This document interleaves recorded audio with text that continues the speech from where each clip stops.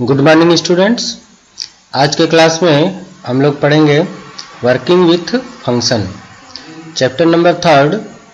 और इस टॉपिक में जो सुमिता अरोरा के बुक पेज नंबर 83 से लिया गया है, हम पढ़ेंगे फंक्शन क्या होता है, उसका इंट्रोडक्शन, अंडरस्टैंडिंग फंक्शंस, फंक्शन क्या होते हैं उसके विषय में हम डिटेल में पढ़ेंगे। Defining function in Python, Python में फंक्शन को कैसे डिफाइन करेंगे, and flow of execution in A function call. जब भी हम कोई फंक्शन को कॉल करते हैं तो उसका एग्जीक्यूशन का फ्लो कैसे होगा उसके विषय में हम यहाँ स्टडी करने वाले हैं। पासिंग पैरामीटर्स, यानी कि जब भी कोई फंक्शन हम कॉल करेंगे तो उसको हम किस प्रकार से पैरामीटर को पास कर सकते हैं। और next one, returning value from function. जब भी हम कोई फंक्शन बनाते हैं तो उस फंक्शन को कॉल करते हैं, फिर उस कॉल करने के बाद वहां से वैल्यूज कैसे रिटर्न होते हैं, और composition of the function and scope of variables, यानी कि फंक्शन में वेरिएबल का स्कोप क्या होता है। तो स्टूडेंट सबसे पहले बात करते हैं उसके इंट्रोडक्शन का। तो जैसा कि इसका नाम है, हम फंक्शन जनरली रियल लाइफ में भी यूज करते हैं। तो फंक्शन ऐसा होता है कि जब भी हम कोई बड़ा सा प्रोग्राम बनाते हैं, large program are generally avoided. जब भी हमारे पास एक बड़ा प्रोग्राम होता है तो हम उसको छोटे छोटे भागों में डिवाइड करने का प्रयास करते हैं, जिससे कि उसको मैनेज करना इजी हो जाता है। सबसे इंपॉर्टेंट होता है उसका मैनेज करना और रीयूजेबिलिटी, यानी कि जब भी हम किसी एक बड़े से प्रोग्राम को छोटे छोटे पार्ट्स में डिवाइड करके हैंडल करते हैं तो इजीली मैनेज हो जाता है और उसकी रीयूजेबिलिटी बढ़ जाती है, यानी कि दोबारा प्रयोग भी हम कर सकते हैं। जैसे एक सिंपल सा एग्जांपल लेते हैं मोबाइल का। तो अपना मोबाइल एक सिंगल यूनिट भी हो सकता है, परंतु इसको हम इजीली मैनेज कर सकें और उसका रीयूज कर सकते हैं, इसलिए मोबाइल को मॉड्यूल में बनाया जाता है, यानी कि उसके छोटे छोटे फंक्शंस बनाए जाते हैं। जैसे मोबाइल का एक सिम कार्ड होता है, एक बैटरी होती है, स्क्रीन होता है और कीपैड होता है। इस तरह से मोबाइल के कई पार्ट्स हो जाते हैं। अब आप सपोज करो कि आपके मोबाइल का बैटरी खराब हो गई या बैटरी में कोई प्रॉब्लम आ गई, तो हम बैटरी रिमूव कर देते हैं और दूसरी बैटरी लगाते हैं, जिससे कि हमारा मोबाइल फिर से फंक्शनिंग में आ जाता है। अब मोबाइल क्या है, तो ये कंप्लीट मोबाइल एक प्रोग्राम है, एक फंक्शन है, और उस फंक्शन को हम छोटे छोटे भागों में बांट के रखे हैं, जिससे कि आसानी से हम उसके प्रत्येक भाग को हैंडल कर सकें। अगर हमारे मोबाइल के सिम कार्ड में प्रॉब्लम है तो पूरा मोबाइल चेंज करने अथवा रिपेयर करने की जरूरत नहीं पड़ती, हम सिंपली उस मोबाइल के सिम कार्ड को चेंज कर सकते हैं। इस प्रकार से यहाँ पर अगर हम उसको डिफाइन करना चाहें तो ए फंक्शन इज ए सब प्रोग्राम। एक फंक्शन जो होता है वो सब प्रोग्राम होता है दैट एक्ट्स ऑन डाटा, जो दिए गए डाटा पर एक्ट करता है, and often return A value, और एक वैल्यू रिटर्न करता है। फंक्शन का एक दूसरा एग्जांपल लेते हैं। तो एक सिंपल सा पेन आप जो लिखते हैं उसको, पेन को आपने देखा होगा कि पेन में एक कैप होता है, एक ग्रिप होता है, रिफिल होता है, फिर उसकी बॉडी होती है। और जनरली एक और पेन आता है जो एक सिंगल यूनिट में होता है और उसमें रिफिल और उसके ग्रिप से ये सब कुछ एक ही यूनिट में कंबाइंड होते हैं। तो आप देखते होंगे कि अगर उस पेन का रिफिल खराब हो जाता है तो आपको पूरे बॉडी को भी डिस्ट्रॉय करना पड़ता है, यानी कि बॉडी में भी प्रॉब्लम आया तो रिफिल भी उसका दोबारा यूज नहीं कर सकते, बल्कि दूसरे पेन्स जो होते हैं जिसमें हम रिफिल अलग से लगाते हैं, तो अगर उसकी रिफिल समाप्त होती है तो आप रिफिल चेंज करके उस पेन का दोबारा यूज कर सकते हैं। तो ये सबसे बड़ा इंपॉर्टेंट है फंक्शन का। अब यहाँ पर इस एग्जाम्पल से हम समझेंगे फंक्शन क्या होता है। यह मैथमेटिक्स का एक सिंपल सा एग्जाम्पल है जिसमें हम पॉलिनोमियल कैलकुलेट करते हैं। तो उसका फार्मूला होता है 2x²। आप ये मैथमेटिक्स में देखे होंगे। तो 2x² में फंक्शन का कैसे प्रयोग हो रहा है इसको हम यहाँ समझ रहे हैं। यदि x का वैल्यू 1 होता है तो हम इसको कैलकुलेट करते हैं 2 × x⁻²। ओके, अगर 2 हुआ तो फिर 2⁻², 3 हुआ तो 3⁻²। और यहाँ पर आप देख रहे होंगे तो अलग अलग रिटर्न वैल्यूज आ रहे हैं। इसी को मैथमेटिक्स में एक फंक्शन के द्वारा जब हम यूज करते हैं तो f(x) = 2x², ये होता है पॉलिनोमियल का फार्मूला। नाउ अगर इस फार्मूला में हम रखते हैं वैल्यू क्रमशः 1 2 3 तो लिखते हैं f1 इक्वल टू 2। अब ये जो 2 है उसका रिटर्न वैल्यू है और यहाँ पर ये फंक्शन जो है आपका f1, तो f2 देते हैं तो 8 वैल्यू, यानी कि हम सिंपली इसको लिखते हैं f2 इक्वल टू 8। अब ये 8 कहाँ से आया, तो इस fx यानी कि इस फंक्शन के द्वारा आपको मिला। अब यहाँ पर fx equal to 2x square can return as a function. अब यहाँ पर एज ए फंक्शन ये fx यूज हो रहा है। इस एग्जाम्पल में f एक फंक्शन है, x एक आर्गुमेंट है जो उस फंक्शन को दिया गया और 2x स्क्वायर उसकी फंक्शनैलिटी यानी कि उसका रिटर्न वैल्यू। और इस प्रकार से fx जो है एक वैल्यू रिटर्न करता है 2 और 1 2 3 के लिए अलग अलग वैल्यू रिटर्न करता है। तो ऊपर के एग्जाम्पल में हम देखें तो सेम प्रोग्रामिंग लैंग्वेज में भी यूज होता है। इसी प्रकार से आप फंक्शन बनाते हैं। तो उस फंक्शन में 3 पार्ट्स होते हैं, 3 content. Can have argument, value given to it if needed, अगर आवश्यकता है, अगर हम उसको कुछ वैल्यू दे रहे हैं तो वो आर्गुमेंट कहलाता है। और जो उस पर एक्ट होता है यानी कि जो परफॉर्म करता है उसको हम फंक्शनैलिटी कहते हैं और वह एक वैल्यू रिटर्न करता है जिसको हम रिजल्ट के रूप में पाते हैं। अब इसको हम एक प्रोग्रामिंग लैंग्वेज के एग्जाम्पल में देखते हैं। तो हम कैसे लिखेंगे पाइथन में। एग्जाम्पल देखिए, जैसे आपने मैथमेटिक्स में पॉलिनोमियल के लिए लिखा था fx, तो सेम fx को हम पाइथन लैंग्वेज में कैसे लिखेंगे। स्टूडेंट्स यहाँ पे क्लियर करना होगा, जो हम लोगों ने पॉलिनोमियल का एग्जाम्पल देखा fx equal to 2x square, तो सेम fx को हम कैसे लिखेंगे पाइथन में। यहाँ देखिए, तो def एक अपना कीवर्ड होता है जो फंक्शन को डिफाइन करता है और calc ये कैलकुलेट समथिंग, यह एक आइडेंटिफायर यानी कि आप इसके जगह पर कोई भी नाम रख सकते हैं। ब्रैकेट में x एक आर्गुमेंट है जो यहाँ पर ये वैल्यू देख रहे हैं, आप इसको भी एक आइडेंटिफायर के रूप में ले सकते हैं। ब्रैकेट क्लोज करते हैं, ये कोलन लगता है और ये कोलन इंडिकेट करता है कि यह आपका एक फंक्शन है। नेक्स्ट अब उसके बाद जब हम यहाँ पर इंडेंट चेंज करके लाइनें लिखते हैं तो वह फंक्शन की बॉडी कहलाती है। जैसे यहाँ पर लिखा है r equal to 2 into x power 2, यहाँ पर आपने देखा कार्टेशियन प्रोडक्ट के रूप में ये यूज होता है x power 2 and return x r। तो ये 2x स्क्वायर कैलकुलेट करके r में स्टोर किया और फिर r को रिटर्न कर दिया गया। तो जो भी फंक्शन इसको कॉल करेगा उसके पास इसका कैलकुलेटेड वैल्यू जाता है। अब इस एग्जाम्पल के प्रोग्राम में के हम देखें कि कौन सा किस लिए यूज होता है। तो आप देखते हैं कि def means a function defining is starting, मतलब कि आप जब भी कोई फंक्शन डिफाइन करना स्टार्ट करेंगे तो वह def कीवर्ड से ही यूज करना होगा जो स्मॉल लेटर में होता है।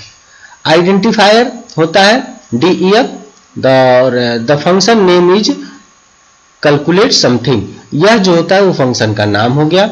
द वेरिएबल या identifier inside parenthesis are the argument or parameters, यहाँ पर जो हमने x दिया है और लास्ट में ये colon at the end of definition of line, तो यहाँ पर जब कोलन देते हैं तो यह एक फंक्शन डेफिनेशन का स्टार्टिंग होता है और यह एक ब्लॉक के रूप में इंडिकेट करता है।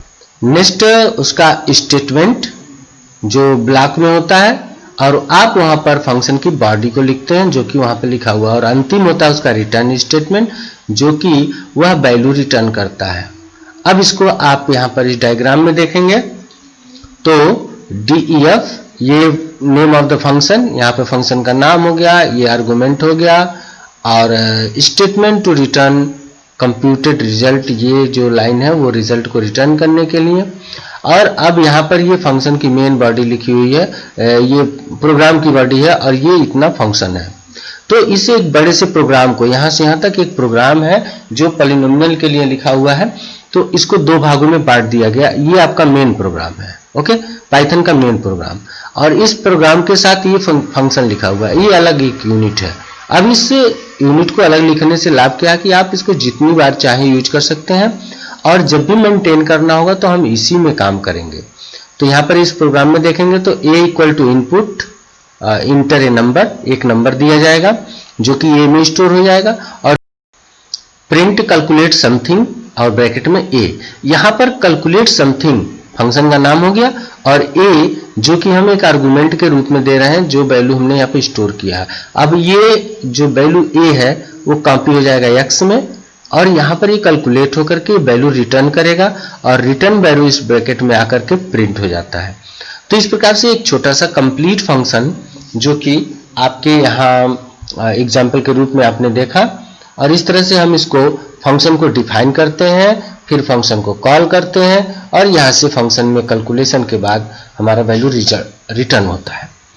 मेन इंपॉर्टेंट जैसे हमने अभी बताया कि मॉड्यूलरिटी होती है, यानी कि हम प्रोग्राम को छोटे छोटे भागों में रखते हैं। तो यहाँ पर आप क्लियर हो रहे होंगे कि यह डिफाइन किया हुआ एक फंक्शन जो है, अब इसमें अगर हम एक वैल्यू लिए 5, अगर दोबारा हमको किसी और वैल्यू का ये कैलकुलेशन करना है तो हम फिर से लिख सकते हैं प्रिंट कैलसी समथिंग ब्रैकेट में 5, तो फिर 5 वैल्यूज में जाता है। यानी कि सेम एक ही फंक्शन हमारे द्वारा दिए गए कई फंक्शन को बार बार कैलकुलेट करके वैल्यू रिटर्न करता है।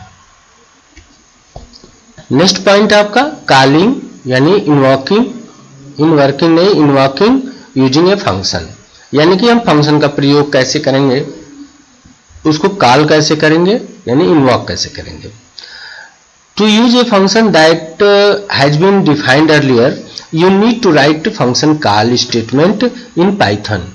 ए function call statement takes the following form. जो कोई एक फंक्शन पहले से डिफाइन किया हुआ है आपके पाइथन प्रोग्राम में, उसको हम कैसे कॉल करते हैं, उसके लिए हम फंक्शन कॉल लिखते हैं। उस फंक्शन कॉल का जनरल सिंटैक्स होता है फंक्शन का नेम और ब्रैकेट में value to be passed to argument, जो वैल्यू हमको पास करना है, ये स्टेटमेंट हम लिखते हैं। जैसे एग्जांपल के लिए कैलकुलेट समथिंग, अभी एक फंक्शन आपने लिखा हुआ है, उसको हमको कॉल करना है, तो कैसे लिखेंगे, तो आप लिखेंगे कैलकुलेट समथिंग ब्रैकेट में 5। अब ये जो 5 वैल्यू है एक आइडेंटिफायर हो सकता है, कोई एक्सप्रेशन भी हो सकता है या कांस्टेंट हो सकता है, और यहाँ से यह वैल्यू जब पास करेंगे तो कैलकुलेट समथिंग नाम के फंक्शन को जाएगा और यह वैल्यू वहां पर उस पर्टिकुलर आइडेंटिफायर में कॉपी हो जाएगा और कैलकुलेट करके रिटर्न आपके पास रिटर्न वैल्यू आ जाता है। Another function call for the same function could like to, जैसे आप कोई वेरिएबल में वैल्यू स्टोर भी कर सकते हैं, जैसे a equal to 7 calculate something a। अब यहाँ पर a जो है आपका एक वैल्यू स्टोर किया हुआ है 7, तो यहाँ से इस फंक्शन को पास करता है और फिर वहां से कैलकुलेट करके रिजल्ट आपको प्राप्त होता है। नेक्स्ट पॉइंट हमको नोटिस करना होगा कि जो फंक्शन में हम वैल्यूज पास करेंगे वह वैल्यू उस फंक्शन के नंबर ऑफ पैरामीटर्स के बिल्कुल बराबर होना चाहिए। जैसे कि अभी ऊपर आपने देखा उस प्रिंट फंक्शन के साथ आपने कॉल किया था कैलकुलेट समथिंग को। अभी यहाँ दूसरे एग्जांपल में देखिए consider one more function definition, तो यहाँ पर ये क्यूब कैलकुलेट करने के लिए हम फंक्शन लिख रहे हैं, तो लिखेंगे def क्यूब x। यहाँ पर फंक्शन का नाम है क्यूब। अब यहाँ पर x एक वैल्यू आता है, फिर res इक्वल टू x के पावर क्यूब। यहाँ पर आप देखें x 2 टाइम्स स्टार लगाते हैं तो ये पावर हो जाता है, तो x के पावर 3, फिर रिजल्ट रिटर्न हो जाता है res। तो इस एग्जांपल में आपने देखा क्यूब कैलकुलेट करने के लिए हम वैल्यू पास करेंगे, फिर यह उस वैल्यू का क्यूब कैलकुलेट करके रिटर्न करता है। अब इस एग्जांपल में हम देखें कि हमको क्यूब को एक वैल्यू पास करना है, तो अब हमारे पास वो कौन कौन से स्टेटमेंट्स होंगे जिसके द्वारा हम क्यूब नाम के फंक्शन को कॉल कर सकते हैं। तो आप passing literal as argument in function call, आप कोई कांस्टेंट वैल्यू पास करके भी उस फंक्शन को कॉल कर सकते हैं, जैसे cube 4। Passing variable as argument, variable pass कर सकते हैं, जैसे num equal to 10 and cube num। अब ये जो num है एक वेरिएबल है, यहाँ पर एक कांस्टेंट है। या taking input and passing the input as argument in function call, एक इनपुट लेकर के भी हम पास कर सकते हैं, जैसे my num equal to input enter number, और ये नंबर जब आएगा तो फिर हम उसको यहाँ क्यूब नाम के फंक्शन में पास कर सकते हैं। Using function call inside another statement, यानी कि दूसरे स्टेटमेंट में भी उस फंक्शन को हम कॉल कर सकते हैं। जैसे एग्जांपल के लिए आपने यहाँ प्रिंट के साथ कॉल किया हुआ है, यानी प्रिंट एक अपने आप में स्टेटमेंट।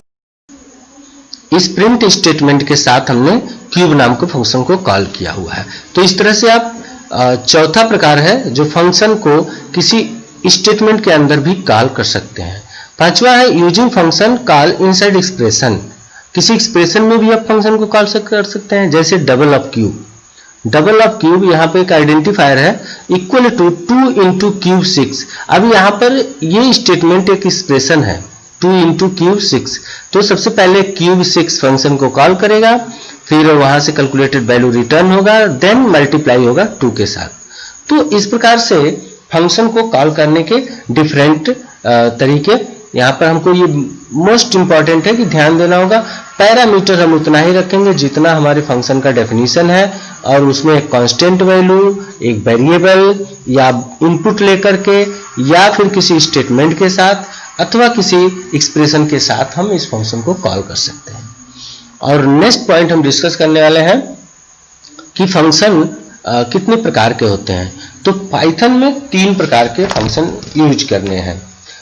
3 प्रकार के फंक्शन होते हैं, जिसमें से पहला फंक्शन है बिल्ट इन फंक्शन।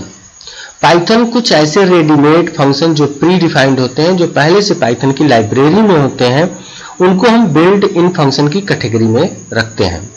और इन फंक्शन को ऑलरेडी हम इनके हेडर फाइल को इंपोर्ट करके उस फाइल को यूज कर सकते हैं, जैसे लेन है, टाइप, इंट, इनपुट, ये सभी प्री डिफाइंड फंक्शन के अंतर्गत आते हैं। यानी कि यह फंक्शन पहले से आपके पाइथन की लाइब्रेरी में बने हुए हैं। दूसरा फंक्शन है function defined in modules. Module के रूप में जो फंक्शन पहले से डिफाइंड है, ये भी प्री डिफाइंड होते हैं। जैसे these function are predefined in particular module, ये इनका मॉड्यूल फिक्स होता है। And can only be used when corresponding module is imported. For example, if you want to use predefined function inside module, say sin function का use हमको अगर करना है, you need to first import the module math। यानी math नाम का एक module है, उस मॉड्यूल के अंदर एक फंक्शन डिसाइडेड है जिसका नाम है साइन इन। तो फिर उस साइन इन नाम के फंक्शन का प्रयोग हम कर सकते हैं। और अंतिम लास्ट होता है थर्ड, जो यूजर डिफाइंड फंक्शन कहलाता है। These function defined by programmer. यही फंक्शन हमको डिफाइन करना है, हमको सीखना है। As programmer you can create your own function. Programmer के तौर पे आप अपना फंक्शन बना सकते हैं। And in this chapter you will learn to write your function, Python function, and use them in your program. इस चैप्टर में हम लोग पढ़ेंगे कि फंक्शन हम कैसे बनाएं और उसको अपने प्रोग्राम में कैसे यूज करें, और इस फंक्शन के क्या क्या इंपॉर्टेंस है। तो स्टूडेंट एक बार और समराइज करते हैं कि फंक्शन एक बड़े से प्रोग्राम को जब छोटे छोटे पार्ट्स में बना करके हम रखते हैं, तो उसको हैंडल करना इजी होता है, और साथ ही साथ उसकी रीयूजेबिलिटी बढ़ जाती है। जैसे एक एग्जाम्पल हमने पेन का बताया, मोबाइल का बताया, उसी तरह से आप एक सिंपल सी साइकिल की एग्जांपल लीजिए। तो साइकिल को भी हम एक सिंगल यूनिट में बना सकते हैं, परंतु उसके रीयूजेबिलिटी और मेंटेनेंस के पर्पज को ध्यान में रखते हुए हम साइकिल को छोटे छोटे मॉड्यूल में बनाते हैं। आप देखेंगे उसका सीट, कैरियर एंड उसके व्हील्स, चेन, गियर, सब कुछ बिल्कुल अलग अलग बने होते हैं। और किसी पर्टिकुलर मॉड्यूल में यदि कोई प्रॉब्लम आता है, तो उसी पर्टिकुलर मॉड्यूल को हम रिप्लेस करके उसको फिर से हम एक्टिव कर लेते हैं। तो इसी प्रकार से प्रोग्रामिंग के लाइफ में भी प्रोग्रामर के द्वारा एक बड़े से प्रोग्राम को छोटे छोटे मॉड्यूल्स में बांट करके फिर उसको डिफाइन किया जाता है। Okay, thank you.